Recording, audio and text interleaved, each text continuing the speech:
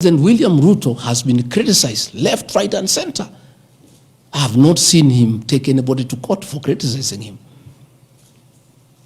Why is Rigathi Gachagua being impeached for calling out the Director General of the National Intelligence Service? The Deputy President is criticized daily. The judiciary is criticized daily. The media is criticized daily, including the Star, whom I have criticized today. But that is as far as it goes. And again, despite being just the Deputy President, I enjoy a constitutional right in the Bill of Rights, freedom of speech. Undermining devolution by allegedly holding a meeting in Nairobi. Good people. I'm sure you are as embarrassed as I am. That a Deputy President holding a public meeting to talk to the people of Kenya is undermining devolution. To start with, Deputy President Rigathi Gachagua, in the duties spelled out by the President under Executive Order number 1 of 2023, he has the duties to coordinate intergovernmental relations. I work with the governors. This is the home of devolution. I hold meetings with the governors every day. I chair IBEC. I cannot be accused. And I need evidence tabled that I undermine devolution. The motion alleges that on 29 September 2024, I unlawfully interfered with the running of the Nairobi City Council government by holding a public rally where I allegedly incited citizens against law directives of the county government on planning and relocation of markets. This is my response. It is not true that I incited citizens against the law directives of the county government, as alleged. I wish to clarify and point out that when I held the public rally, I merely requested the governor of Nairobi County to speak and listen to grievances which were being raised by the market traders. Videos will be produced tomorrow in the National Assembly. I, Rigathi Gachagua, asking Governor Sakaja to take time to listen to the people and listen to their grievances. The traders had sought me out to intervene and request the governor on their behalf to dialogue with them and seek a solution to their grievances with regard to the relocation of markets. Had the governor listened to these traders, they would have had no business coming looking for me. All I was saying is listen to the people. Before you relocate them, have public participation. Most of those traders have lived in Wakulima market for 40 years. They wanted to discuss with the governor what happens to us, what happens to our customers, what happens to the distances that we cover, what about the extra cost of going to the new relocation. And I think the traders were right. Requesting a meeting with an elected leader is their right. And when they requested me to go and meet them, because they were desperate and they needed somebody to hear to them, I did go and speak to them. Again, this motion alleges that on 20 September 2024, I unlawfully interfered with the running of the Nairobi City Council by inciting citizens against law directives of the county government. The leadership of Nairobi business traders approached me sometime in March 2024 at my official residence to discuss multiple issues affecting business and requested engagement in the resolution and intervention on these issues adverse to business. Consequent to this meeting, I directed that short, medium, and long-term strategies be undertaken, coordinated by the Office of the Deputy President, to address the issues raised that are cross-cutting with the agencies including KRA, Kenya Post Authority, Counterfeit Authority, Kenya Bureau of Standards, the National Police Service, Kenya Corporate Board, given that devolution is under the Office of the Deputy President. I was just doing my work. On 11th April 2024, the Small Traders and Government Agencies Technical Committee, coordinated by my office, held a meeting to discuss issues raised by the small traders, including Mudhurwa Market, attended by ODP staff in a supportive role in keeping with the draft framework of cooperation and engagement between government, Nairobi City County, and the Nairobi business traders. Subsequent to that meeting, a meeting on 24th April 2024 between Nairobi City Council and the Nairobi Small Traders and numerous others. The ODP on 22nd July 2024 invited His Excellency Johnson Sakaja, among other state officers, to a meeting at ODP. Officers scheduled for 22nd July 2024 to review the draft framework of the cooperation and engagement between the small traders and the government of Kenya. On 3rd September 2024, the ODP wrote to Governor Johnson Sakaja and all other stakeholders, submitting a final combined draft of the framework for review and feedback. After all the engagement between all the parties and the draft framework, Governor Sakaja decided to arbitrarily proceed with the relocation of Muthurwa Market. That gave rise to the cry by the people. Meetings had been held, a framework had been agreed on. And as an elected leader, as Deputy President, I think going to listen to people who are in anguish, who are crying, is responsible leadership. The government that President William Ruto and I lead is a listening government. And going to listen to people cannot be an impeachable crime. I would like to know how members of parliament would want to send me home for going to listen to people who are crying that they need to be listened to. I would like to understand. Undermining devolution by allegedly holding meetings to fight alcohol.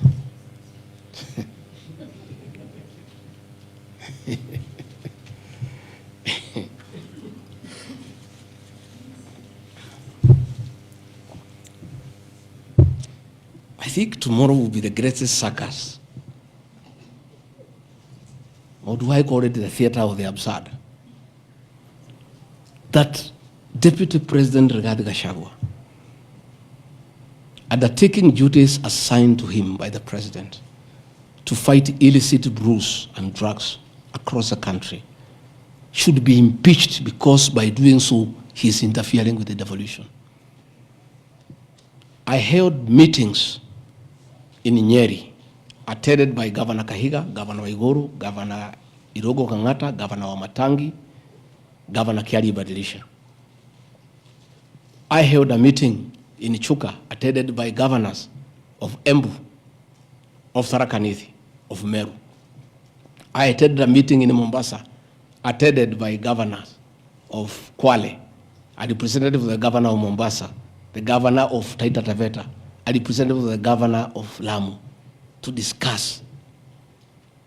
I held a meeting in Nakuru, nearly with all governors present, and all of us jointly, under my chairmanship, the Ministry of Interior and Governors, we agreed on how to tackle the menace of illicit brews. And we have a good story to tell. Out of those efforts, our young men who are sleeping in trenches are back home. Women are very happy their husbands are back home and they are bringing food. In fact, some children have been born. Some have even been named Bigiji because of the effort that I have put in fighting illicit brews. I think the people of Kenya would be shocked to hear tonight that one of the accusations against their deputy president and why he should go home is because he led the battle to fight illicit brews and drugs that has caused havoc among our young people. Please, if Rigathi Gachagua is a problem, why don't you assign this job to somebody else? Because this job must be done. We must get our children off drugs. We must fight illicit alcohol. And saying that you want to impeach the deputy president because fighting illicit brews and drugs is interfering with the devolution. I think this is the greatest joke of the year. Even the 291 MPs who signed this motion, most of them, because I know them, have looked for me personally to thank me for the way I have successfully led the war against drugs and illicit brews.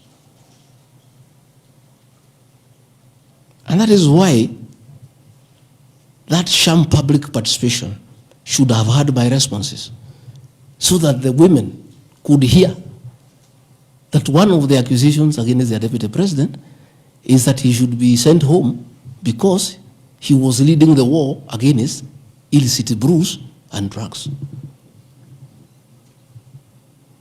I don't know. I think there is something wrong in this country. That somebody has sat down to draft a motion to impeach the Deputy President of the Republic of Kenya.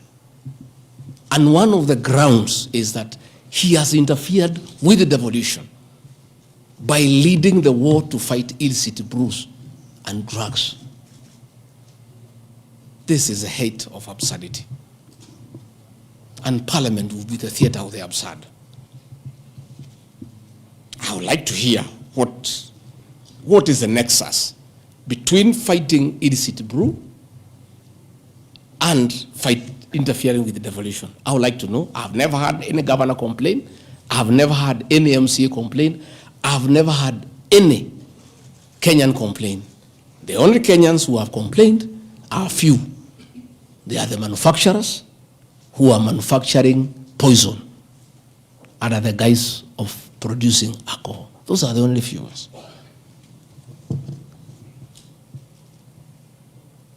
I beg the National Assembly and the Senate,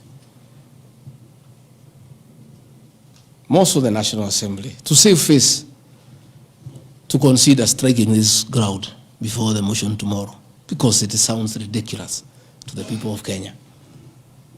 Again, if Deputy President Rigathi Gachagua has to be sent home for fighting drugs and illicit alcohol, so be it.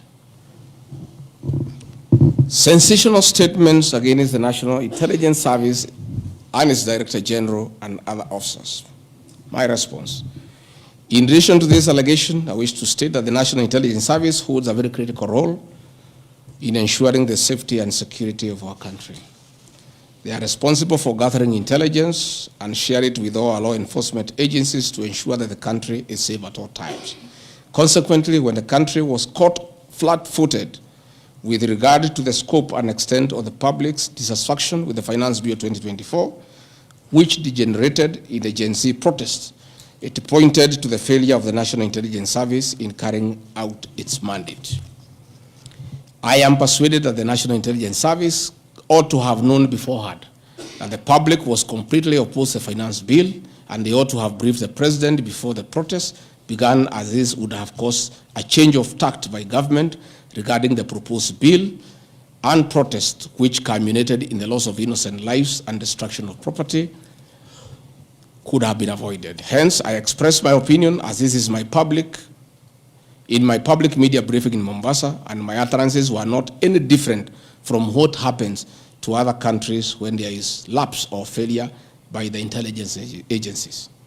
Many of you will recall that after September 11th terrorist attack in the US intelligence agencies were massively criticized. An inquiry was even opened to investigate why the intelligence agency was not able to detect and thwart the terror attack. Under the Constitution of Kenya, the government agencies are supposed to be accountable to the Kenyan people, including the National Intelligence Service, and calling them out when there is a dereliction of duty does not amount to undermining them. In any case, the Director General of NIS is not above the law. He is a public officer. Just like the President, the Deputy President, Cabinet Ministers, he too is subject to criticism like any other public officer. In fact, I'll have videos. President William Ruto, as Deputy President, at one time criticized the then Director General of the National Intelligence Service. In another video, he heavily criticized the then Inspector General of Police for underperformance. I have learned from my boss how this job is done. It's clear. It's done. I mean, nobody, the president is criticized daily. The deputy president is criticized daily. And we take no offense. The Director General of the National Intelligence Service is not above the law. He is a public officer. He is accountable to the people of Kenya. And when one feels he has underperformed, he'll be called out. Because that is the nature of the Kenyan state. And this I learned from my boss when he was deputy president. Again, there was an issue that the president and I committed ourselves publicly that never again in our administration shall ever we allow abductions and extrajudicial killings. Despite the police keeping on misleading the president to say that there are no abductions, you all know, you have evidence on video that they have happened. And that is what I commented, and I said it is wrong. And because I'm a truthful person, I'll say what is wrong when it happens. Despite the fact that I am compelled by the principle of collective responsibility to be part and parcel of every decision made by government, that I'll continue to do so, but only those decisions that are constitutional and within the rule of law. Abductions and judicial killings are unconstitutional. I will never support them.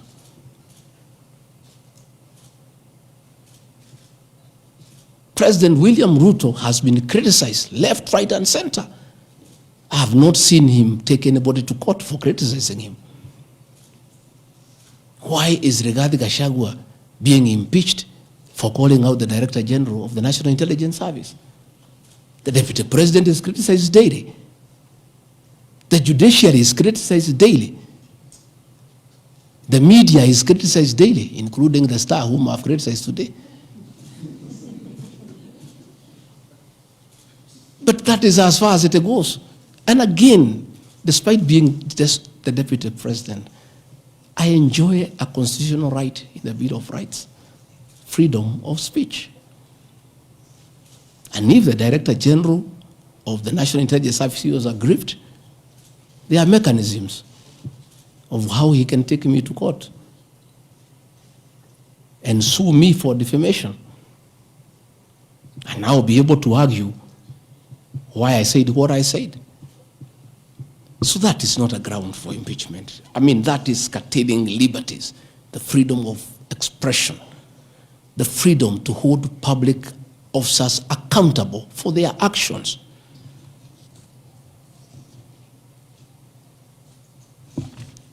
And I want to say finally,